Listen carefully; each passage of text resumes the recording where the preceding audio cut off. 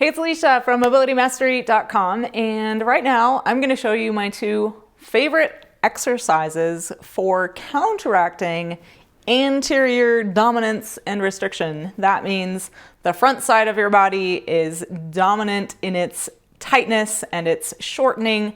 Why? Because of all this. So, there's been some talk that I've seen lately that it's not just text neck now, we're calling it tech neck or tech, I don't even know. But it's basically technology induced anterior tightness, which means the front side of your body.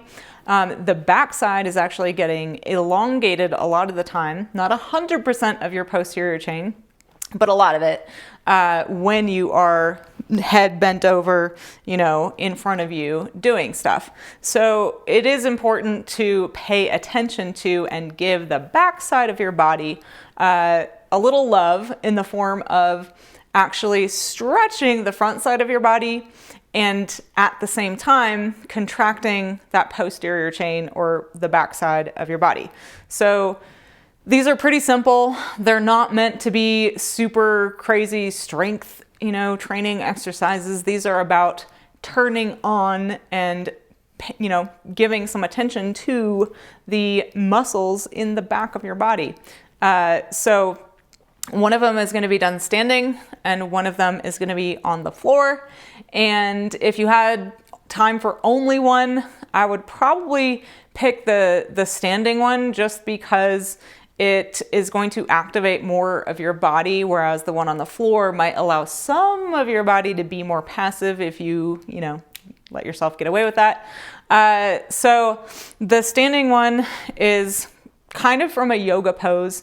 It's something called cactus arms, but I'm going to do it in a really strategic way. I've been doing this for myself on and off.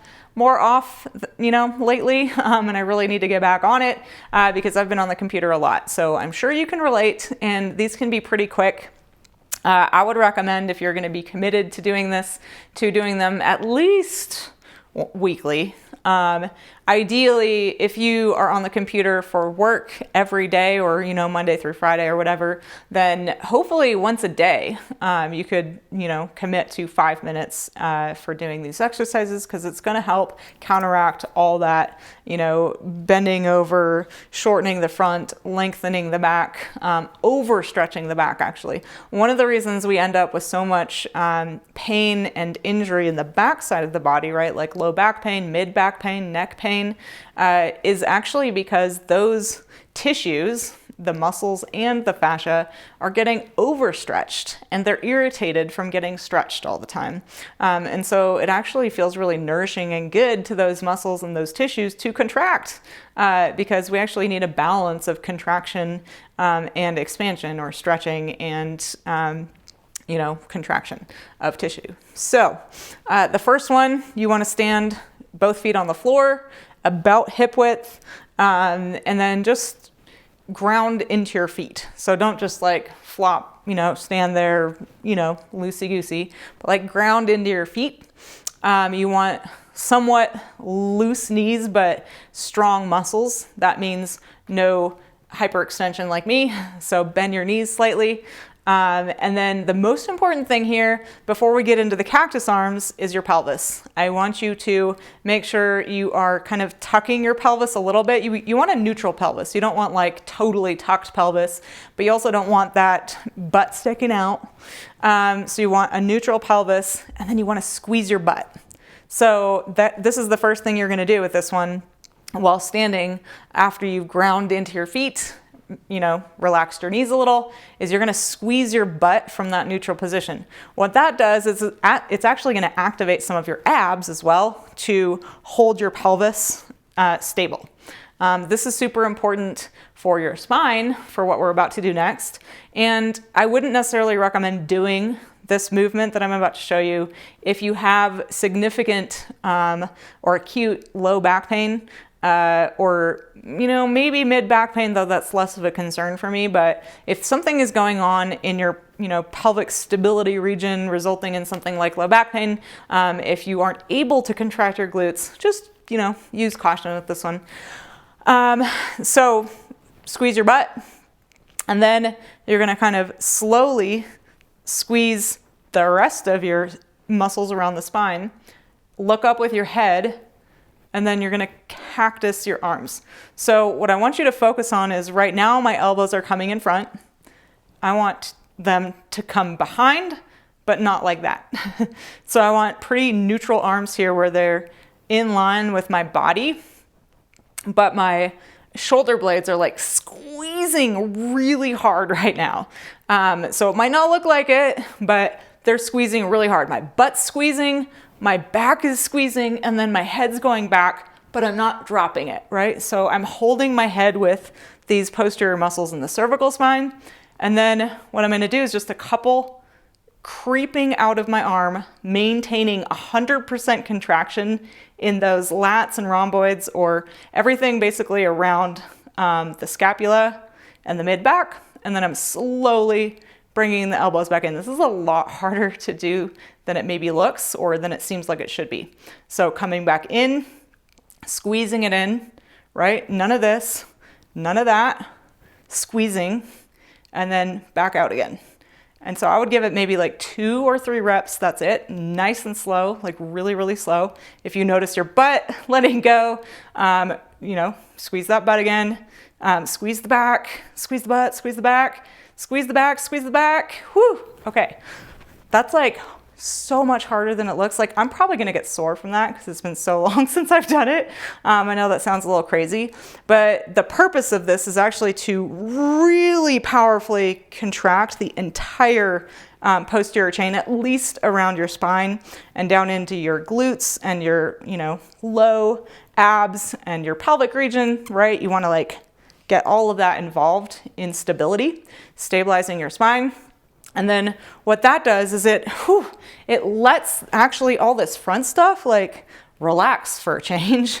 I don't know if I'm standing any taller or any differently right now, but I feel like I am. I feel taller. I feel like my shoulders are kind of falling back where they're supposed to be. I'm more inclined to naturally assume a better posture right now than typically I have to kind of actively seek good posture.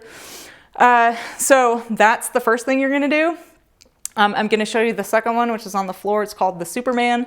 You might be familiar with that. But again, the purpose of this isn't necessarily to strengthen anything, though great. That's a wonderful side effect.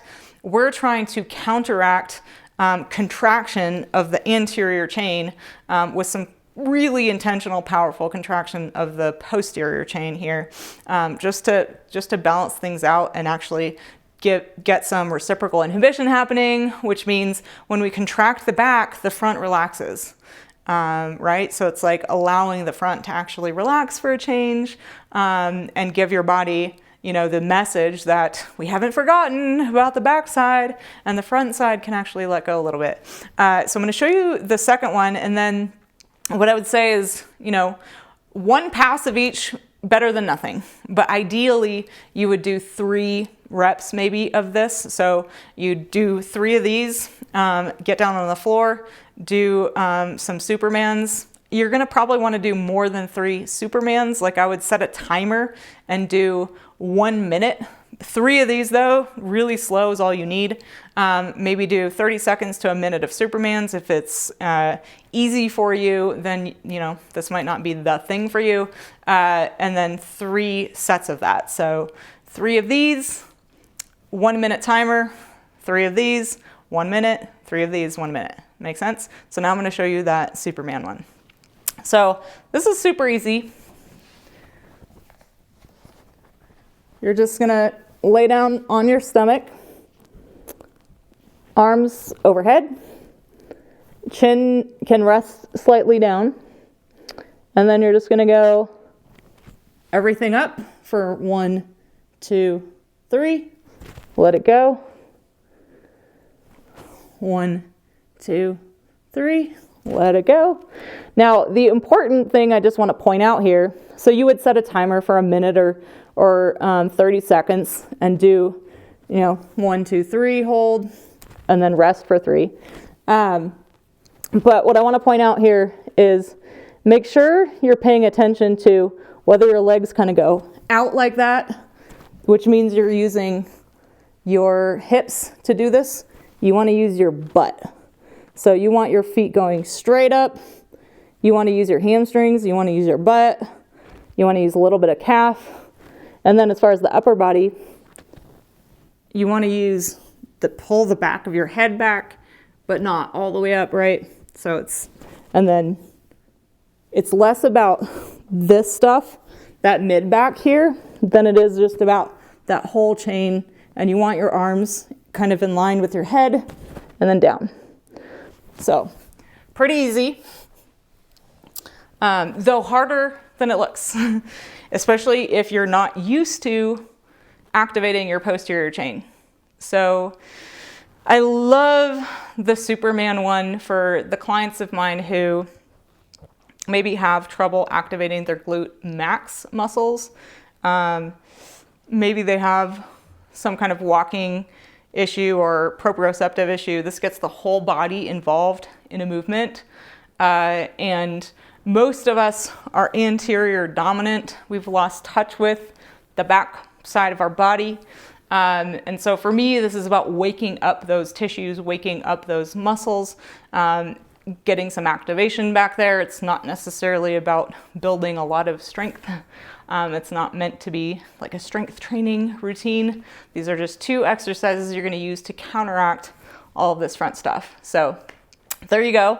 Those are my 2 favorite exercises. And again, if I had to pick only one, it would be the standing one. Just make sure you're really, really, really, really squeezing your glutes and your back, everything that you can in that spine, and then creeping, like moving really slow with your arms. Like the minute you come out in front of yourself, you're out of it. If you let go of your butt, you're gonna get out of it.